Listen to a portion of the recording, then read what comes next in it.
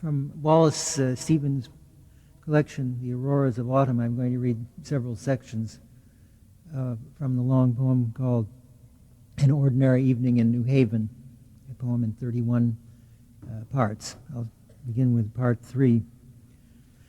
The point of vision and desire are the same.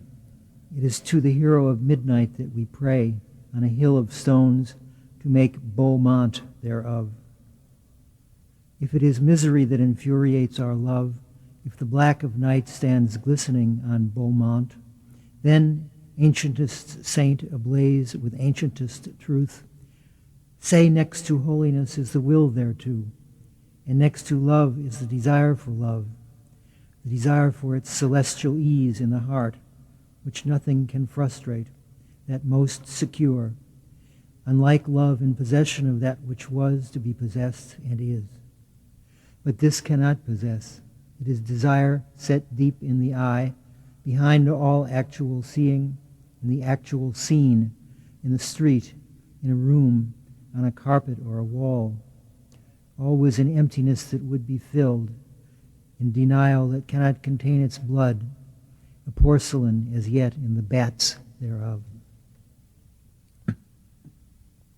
Part 5.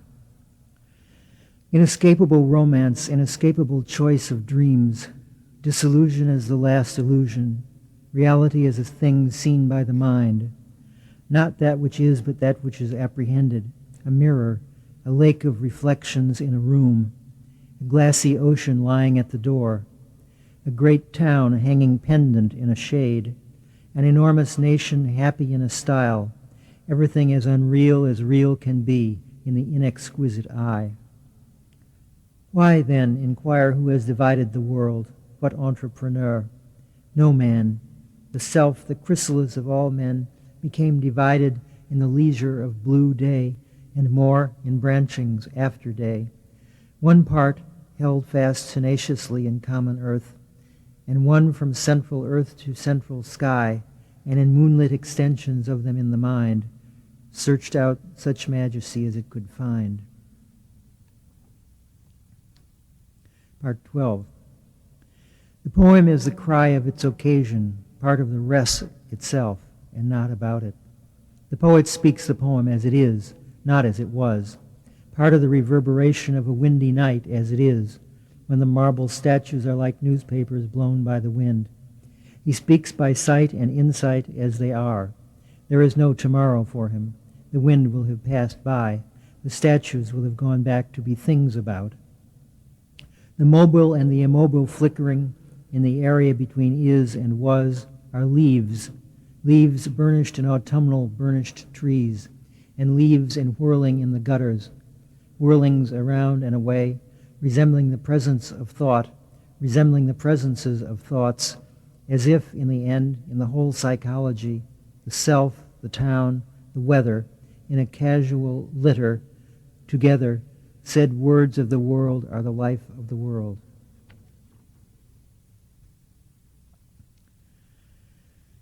Uh, 17. The color is almost the color of comedy, not quite. It comes to the point and at the point. It fails.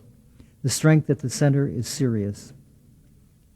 Perhaps instead of failing, it rejects, as a serious strength rejects pin idleness. A blank underlines the trials of device, the dominant blank, the unapproachable. This is the mirror of the high serious, blue verdured into a damask's lofty symbol, gold easings and ouncings and fluctuations of thread and beetling of belts and lights of general stones, like blessed beams from out a blessed bush, or the wasted figuration of the wastes of night, time, and the imagination, saved and beholden in a robe of rays. These fitful sayings are also of tragedy. The serious reflection is composed neither of comic nor tragic, but of commonplace. Part 18. It is the window that makes it difficult to say goodbye to the past and to live and to be in the present state of things, as, say, to paint in the present state of painting and not the state of 30 years ago. It is looking out of the window and walking in the street and seeing, as if the eyes were the present or part of it, as if the ears heard any shocking sound, as if life and death were ever physical. The life and death of this carpenter depend on a fuchsia in a can and iridescences of petals that will never be realized, things not yet true which he perceives through truth, or thinks he does as he perceives the present, or thinks he does a carpenter's iridescences, wooden, the model for astral apprentices, a city slapped up like a chest of tools, the eccentric exterior of which the clocks talk.